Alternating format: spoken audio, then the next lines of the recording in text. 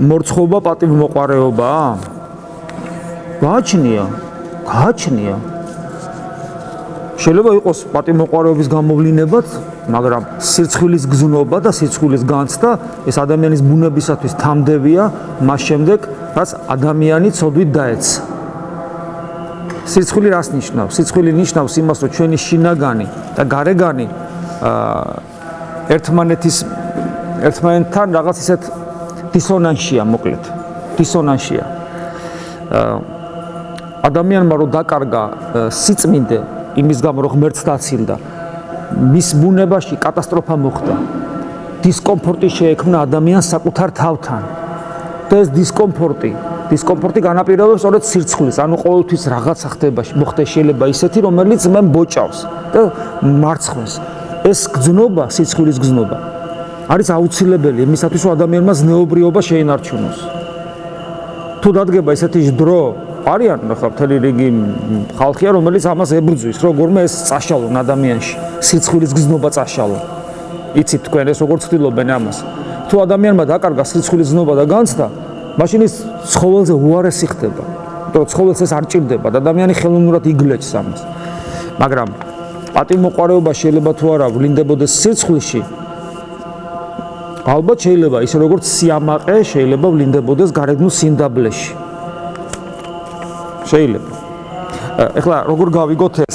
ძალიან ხშირად გარეგნულად ამის გაგება სხვა ადამიანისათვის არის ხშირად შეუძლებელი, მაგრამ ქრისტიანობა ჩვენ გვაძლევს საშუალებას, რომ შევისწავლოთ ჩვენი შინაგანი სამყარო. აი წეგან რამდენჯერმე ვახსენე მონოზნობა. მონოზნობის ერთ-ერთი დანიშნულება, მონოზნის, აი მონოზონი გახდა ადამიანი. მე მინდა მონასტერი. რათ უნდა მონასტერი? უნდა იცოდეს ზუსტად კონკრეტულად. იქ ლოცვა ვახსენეთ, ხო? ერთ-ერთი ისთვის უნდა რათ უნდა ადამიანს მონოზნობა. მან უნდა დაინახოს საკუთარი თავი. საკუთარი თავი უნდა გაიგოს. ანუ შენ ის კი არა ხარ, აი მე ის კი არა ვარ, რასაც ვლაპარაკობ. როგორც ვიქცევი, როგორც გიყურებ, რა მანერებიც მაქვს, რა საქმეებსაც ჩავდივარ. არამედ მე უპირველეს ყოვლისა ვარ ის, რაც შიგნითა ვარ. და შიგნით რა ვარ, რა ვარ მე? ეს შეიძლება მე არც კი ვიცოდე. ღმერთმა რა თქმა უნდა იცის. აი როგორ გავიგო შიგნით რა ვარ? ამას ჭირდება ის მღვიძარების სათნოება, რასაც ქვია, სიფხიზლე და მღვიძარება, რომელიც ერთ-ერთი მთავარი საქმიანობაა მონოზნისა. მაგრამ არა მარტო მონოზნისა, ჩვენს გჭირდება ეს, ხო? ხო უნდა იცოდე ვინ ახარ, იმიტომ რომ როცა ეუბნები უფალს შემიწყალე. რის გამო შეგიწყალოს, აბა? აი რის გამო შეგიწყალოს ღმერთმა? თუ არ იცი რის გამო შეგიწყალოს? დიდი ხანია კაცი აღარ მოგიკლავს, დიდი ხანი რაღაც საშინელებები აღარ ჩაგიდენია. და ასე შემდეგ და ასე შემდეგ. აღარ აკეთებ ამ რაღაც ცხოველურ და პირუტყულ და რაღაცეებს. აღარ აკეთებ. ეხლა რა ვქნათ? წმინდანი ხარ უკვე და ფრთები ამოგივიდა, რა ვქნათ ეხლა? აი რა ჩამოთვალე ბევრი რაღაც სასიკვდილოცოდებს, აი 10 წნებაში რა აღარ ჩადიხარ. დამთავრდა შენი სრულყოფილების პროცესი. ვინ ახარ შენ? შენ თუ სრულყოფილების პროცესი დაასრულე, ანუ განიწმინდე, იმიტომ რომ არ კლავ, არ მრუშობ, არ ყაჩაღობ, არ ნარკომანობ, არ იპარავ, არ ცილს წამებ, ასე შემდეგ.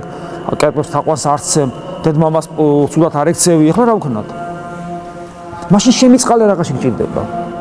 რატო ამბობ შემიწყალე? ხო უკვე კარგად ახარ, შენ უკვე ცხონებული ხარ. ანუ ჩვენ ვიცით რომ შემიწყალეს ბოლომდე ამბობენ, უკანასკნელ ამოსუნთქვამდე, იმიტომ რომ ჭირდებათ. რატო? საიდან და ჭირდება რა, ზოგადად ჭირდება და ვამბობ, მე ხო უნდა ვგზნობდე რომ ჭირდება. მაშინ ხო ის ლოცვა ჩემი არ იქნება. იქნება ფარისევლობა. უფალო შემიწყალე. და გვინახია ტაძრებში, უფალო შემიწყალე, ხო გაიგიათ ეს? ჰა? უფალო შემიწყალე, და ვერ გაიგე. რო არ იცოდე უფალო შემიწყალე ეს ლოცვა არსებობს, ვერც კი მიხვდები რას ამბობს. იმიტომ რომ ეს არ ჭირდება, მიერეკება ისე. უფალო შემიწყალე. არ ამჭირს ბატონო შესაწყალებელი არაფერი. ამიტომ უფალო შემიწყალე, ლაპარაკობს ესე ადამიანი. აი ეს არის, გამიგეთ? იმიტომ რომ საკუთარ თავს არ იცნობს. ამიტომ საკუთარი თავი უნდა გავიცნოთ და მაშინ მივხვდებით, როდის არის ჩვენი გარეგანი ქცევა შესაბამისობაში იმასთან, რასაც სინამდვილეში ის გამოხატავს. სიმდაბლე თუ მართლა სიმდაბლეა, მორცხობა თუ მართლა მორცხობაა, სიკეთე თუ მართლა სიკეთეა, ქველმოქმედება თუ მართლა ქველმოქმედებაა, ღვთისმსახურება თუ მართლა ღვთისმსახურებაა, ღიმილი თუ მართლა ღიმილია, თუ იმის მიღმა აქ რაღაც საშინელებები ხდება.